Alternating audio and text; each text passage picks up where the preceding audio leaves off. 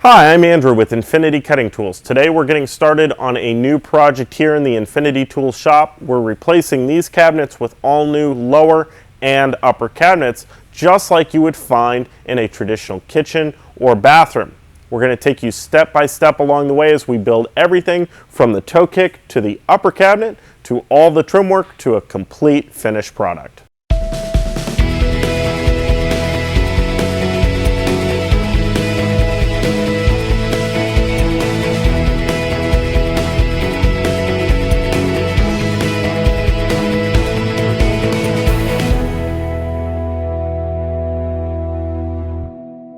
Each of our lower cabinet boxes consists of 8 total pieces of plywood, a bottom, a pair of sides, 4 cross braces, and a 1/4-inch plywood back.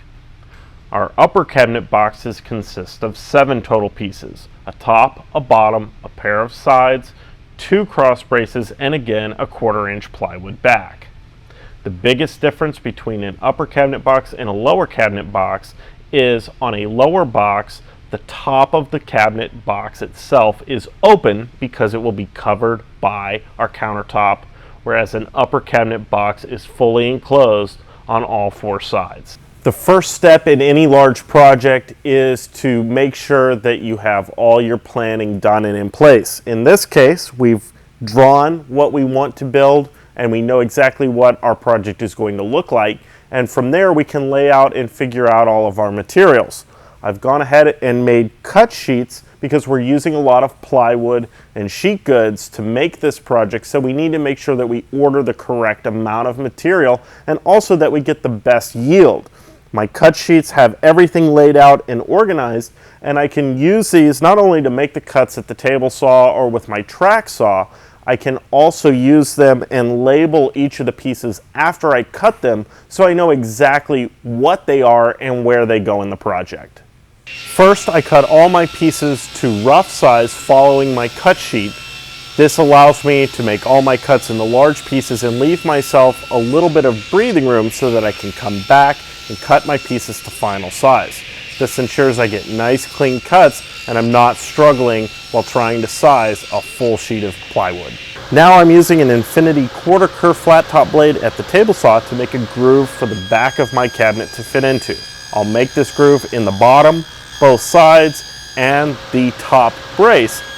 These grooves will completely capture the back of the cabinet and make for a nice strong box. With all my pieces cut to final dimension, I'm ready to start laying out and drilling the holes for my pocket screws. I'm using pocket screw joinery to assemble the box, and I'm making sure to lay out where the pocket screws will be located. In this case, all of them will be on the exterior faces of the box.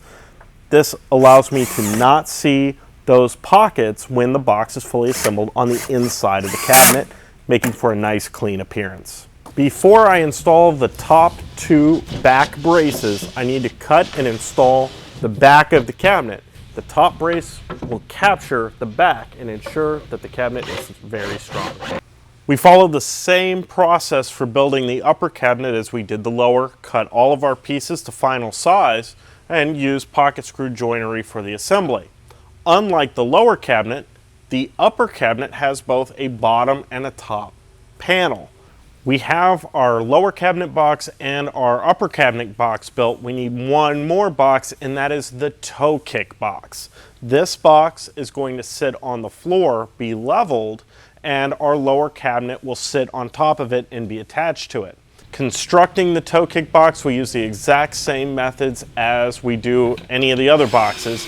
We're using pocket hole joinery. It's going to give us a nice strong box and ensure that everything is nice and square, straight, and true. It has a front toe kick, a back plate, and ribs in the center. The edges are full height so that we can attach multiple boxes together to make whatever length toe kick we need. The box is about 4 inches shorter or narrower than the cabinet box that'll rest on top to create that little step, a place for your toe to sit when you're working at the counter.